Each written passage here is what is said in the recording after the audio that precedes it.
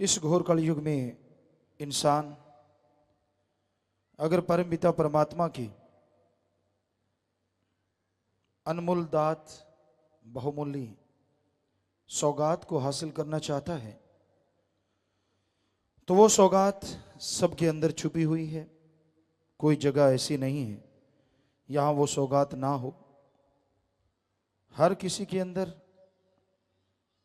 वो मौजूद है, लेकिन उसे हासिल करना मनुष्य के अलावा किसी के लिए संभव नहीं है। मनुष्य उस सौगात को हासिल कर सकता है और उस सौगात का नाम हमारे धर्मों में हरि रस, अमृत, आबो हयात, वो मालिक की शक्ति जिसको हासिल करने से इंसान का आत्मबल बढ़ जाता है, आत्मविश्वास बढ़ जाता है और उस आत्मबल के सहारे इंसान खंडों ब्रह्मंडों को पार करता हुआ मालिक के नजारे लूटने लगता है। साइंस भी यह मानती है जिनके अंदर आत्मबल होता है वो सफलता की सीढ़ियां चढ़ते चले जाते हैं और जिनके अंदर आत्मबल गिर जाया करता है सफलता के करीब होते हुए भी वो धड़ाधड़ गिरा करते हैं। तो आपका आत्मबल आपके अंदर लबालब भरा है। नासा साइंस के अंदर अमेरिका वो भी मान चुकी है इन बातों को कि विल पावर, आत्मविश्वास आत्मिक चिंतन से पैदा होता है। यही वेदों में, शास्त्रों में, सभी धर्मों के पवित्र ग्रंथों में फरमाया हुआ है कि आत्मबल हासिल करने के लिए, विल पावर हासिल करने के लिए आप आत्मिक चिंतन जरूर करें। आत्मिक चिंतन ही एकमात्र उपाय है जो आत्मबल को बढ़ा सकता है। और जिनके अंदर आत्मबल होता है वो पहाड़ जैसे रुकावटों को पार करते हुए अपनी मंजिल मकसूद पे पहुंचा करते हैं। तो धर्मों का मुख्य उद्देश्य आत्मबल बढ़ा के जीते जी आत्मा को निज धाम के नजारे दिखाना, जीते जी गम, दुख, दर्द, चिंता, बीमारियों से आजादी करवाना और मरणोपरांत आवागमन से मोक्ष, मुक्ति दिलाना। ये धर्मों का सार है, निचोड़ है। धर्म से भय ना खाओ, धर्म से डरो ना, बल्कि धर्म का अनुसरण करो, धर्मानुसार चल के देखो। कोई धर्म में किसी के लिए कोई निंदा का मतलब नहीं। किसी धर्म में मार कटाई, बुरा कहने का कोई सवाल पैदा नहीं होता। ठगी, बेईमानी, भ्रष्टाचार का कोई नामो निशान नहीं किसी धर्म में।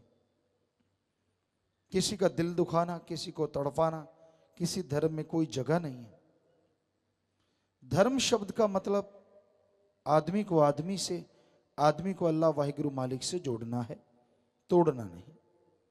तो इसलिए अगर इंसान, इस धरती पे रहने वाले इंसान जो कि ज्यादातर किसी न किसी धर्म को मानने वाले हैं, किसी न किसी धर्म में पैदा हुए हैं, अगर वास्तव में वो धर्म की शिक्षा हासिल कर लें तो वो बहुत तरक्की कर सकते हैं।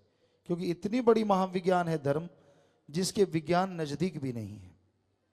हजारों साल पहले धर्म ने ये बता दिया, लाखों चंद्रमा, लाखों सूरज। और आज साइंटिस्ट ये मानने को मजबूर हैं वाकई लाखों चंद्र सूरज पूरे ब्रह्मांड में हैं।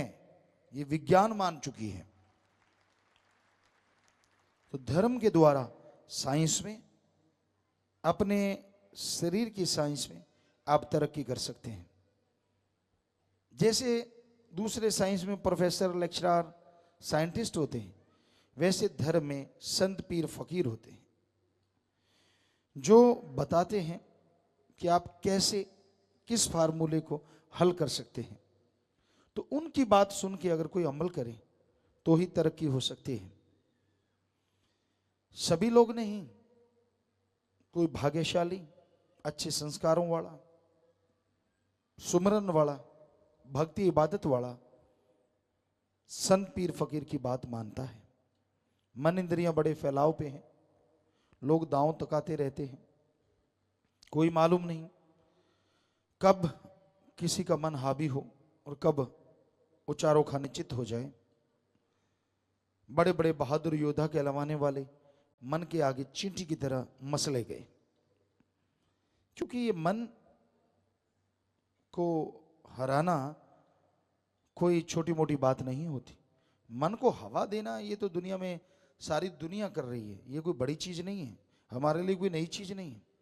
किसी का मन कब तरावट में आ जाए कोई खास बात नहीं, क्योंकि मन है ही तरावट में। हाँ, मन से लड़के आत्मा को बलवान बना लो, ये है शूरवीरता, ये है बहादुरी, कि आपकी आत्मा जीत रही है और मन हार रहा है। मन जीते जग जीत, जिसका मन जीत जाता है वो संसार को जीत लेता है। मन नेगेटिव थॉट्स, बुरे विचार, बुरे ख्यालात, अगर आप उन पे कंट्रोल कर सकते हैं तो आप बहुत बड़े बहादुर हैं, तो आप शूरवीर योद्धा हैं। इसलिए मन से लड़ना सीखो। सुमरन के द्वारा, भक्ति इबादत के द्वारा तभी रूहानियत में आप तरक्की हासिल कर सकते हैं, तभी उस साइंस को आप सही तरीके से जान सकते हैं जो महासाइंस है, महाविज्ञान। तो भाई, संतों के वचन जो मान लेता है वही परमानंद का पात्र बनता है। उसी के अंदर हरिरस अमृत आबो हयात उसे पीने को मिलता है, और जो अंदर के हरिरस अमृत को पी लेते हैं वो कभी बुराइयों में नहीं बल्कि अच्छाई, नेकी, भलाई में ऐसी तरक्की करते हैं कि आने वाले युगों में उनका नाम आदर सत्कार से लिया जाता है। तो जिंदगी आपकी है, आप आए यहां भोग के चले गए, दिया बुझा के चले गए, या फिर एक मसाल की तरह जगा के गए जिंदगी को, कि जो भी आए आने वाला उस मसाल के प्रकाश में आगे बढ़ता चला जाए।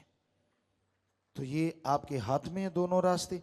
आप किस रास्ते पे चलना चाहते हैं, आप मर्जी के मालिक हैं, आप पशु नहीं हैं, कि कोई किसी को गुलाम नहीं बना सकता।